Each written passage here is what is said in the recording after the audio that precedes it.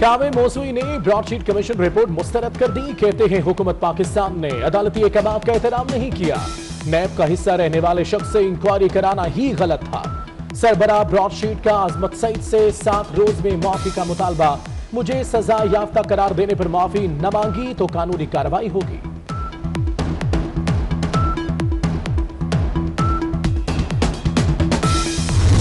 आपस में लड़ने के बजाय हुकूमत को निशाना बनाए। गलत बयानबाजी ऑपोजिशन के फायदे में नहीं। बिलावल भुट्टो का ऑपोजिशन को मशवरा। बोले हर मौके पर आर या पार की सियासत नहीं करनी चाहिए। पीपल्स पार्टी से हसद करने के बजाय तहम्मुल से चले। पीपल्स पार्टी का कल होने वाला ईसीसी इजलास मुलतवी।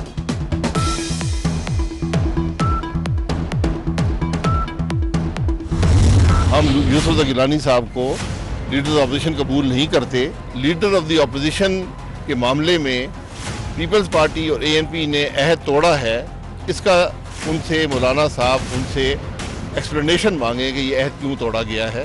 क्या अगर उसमें पीपल्स पार्टी शामिल होती है तो उसका एक अलहदा रंग होगा, क्योंकि फिर सारी अपोजिशन है। अगर वो शामिल नहीं होना चाहते तो फिर उसका अलहदा रंग। फिर भी आप लोग आएंगे? जी बिल्कुल आएंगे। पीपल्स पार्टी के बगैर भी हम लॉन्ग मार्च करेंगे। शाहिद खाकान अब्बासी का ऐलान। कहते हैं पीपल्स पार्टी और एएनपी ने पीडीएम का अहद तोड़ा है। मौलाना फजल रहमान दोनों जमातों से जवाब तलब करें। यूसुफ रजा गिलानी को सेनेट में ऑपोजिशन लीडर नहीं मानते। कराची में गर्मी का जोर। दर्जा हरारत 44 डिग्री को छू गया। क़याम पाकिस्तान के बाद पहली बार पारा 44 सेंटीग्रेड तक पहुंचा। दिन भर की गर्मी के बाद समुद्री हवाएं चलना शुरू हो गई। गर्मी से बचने के लिए शहरियों के साहिल पर डेरे।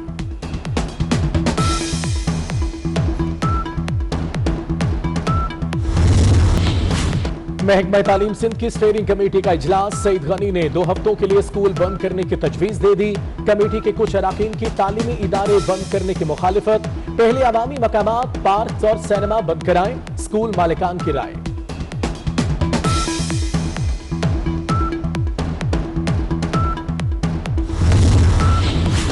बरतानिया ने रेड लिस्ट के लिए ममालिक का इंतखाब कैसे किया? इंतखाब साइंस को मद्देनजर रखकर या खारजा पॉलिसी को? वफाकी वजीर असद उमर ने बरतानवी फैसले पर सवाल उठा दिया।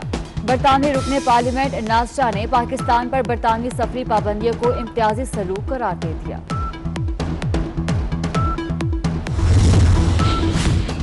बरतानिया से आए पाकिस्तानी परेशान। बीआईए का इंग्लैंड वापस जाने वालों के लिए इक़दाम। इस्लामाबाद से मैनचेस्टर तक 4 इजाफी परवाजें चलाने का फैसला। 1400 मुसाफिर सफर करेंगे। बीआईए ने 9 और 11 अप्रैल की 2 तरफा शेड्यूल परवाजें मनसूख कर दी।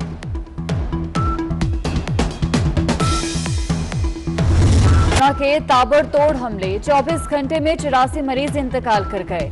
मजीद 4723 केसेस रिपोर्ट। मुस्बत केसेस की शरह 9% से ज्यादा रही। खैबर पख्तूनख्वा में आज और कल इंटरसिटी पब्लिक ट्रांसपोर्ट बंद। सिंध हुकूमत का भी 5 अप्रैल से इंटरसिटी और बैनुल सूबाई ट्रांसपोर्ट बंद करने का ऐलान।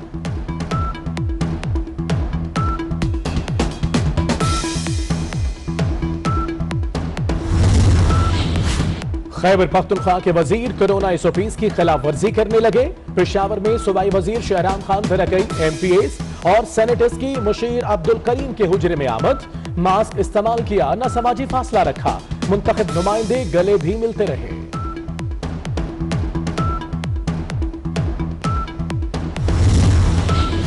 आलमी मौसमियाती कॉन्फ्रेंस में मदु ना करने के शोर शराबे पर वजीर आजम हैरान।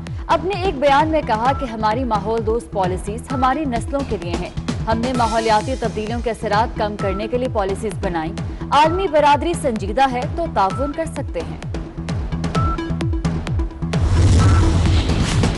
आलमी माहौलियाती कॉन्फ्रेंस ने ना बुलाकर पैगाम दिया, अपना तजर्बा अपने पास रखें। आप महंगाई और करप्शन का सुनामी लाने का तजर्बा रखते हैं। माहौलियाती आलूदगी के खात्मे के लिए आपका सफाया जरूरी है। मरियम औरंगजेब का वजीर आजम के बयान पर रद्द-ए-अमल।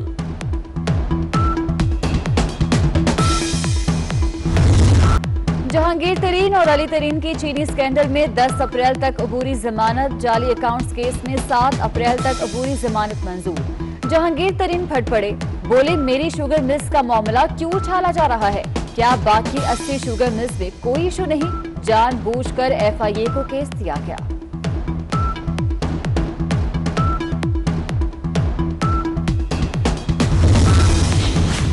पंजाब में चीनी 85 रुपए किलो बेचने का हुक्म हुआ, हवा में उड़ा दिया गया। किसी भी शहर में हुकूमती अहकाम पर अमल दरामद नहीं किया गया। लाहौर के शहरी चीनी 100 रुपए किलो खरीदने पर मजबूर।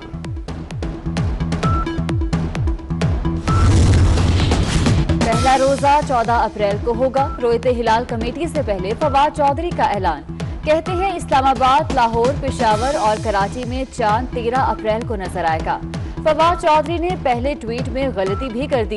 14 अप्रैल की जगह 14 रमजान को पहला रोजा बना दिया। इस्लामाबाद धूल उड़ाती हवाओं की लपेट में, नाक से खून बहना और अचानक करंट लगना मामूल बन गया। लोग मास्क पहने, पानी पिए, गैर जरूरी तौर पर घर से बाहर ना निकलें, तिब्बी माहिरीन का मशवरा। मशरिकी मौसीकी को मगरबी रंग में रंगने वाली गुलकारा नाजिया हसन जिंदा होती तो आज 56वीं सालगिरह मनाती। नाजिया हसन ने पॉप मौसीकी को मुतारिफ कराया। आप जैसा कोई मेरी जिंदगी में आए गाने ने शोहरत की बुलंदियों तक पहुंचाया। नाजिया हसन के गायकी आज भी मकबूल।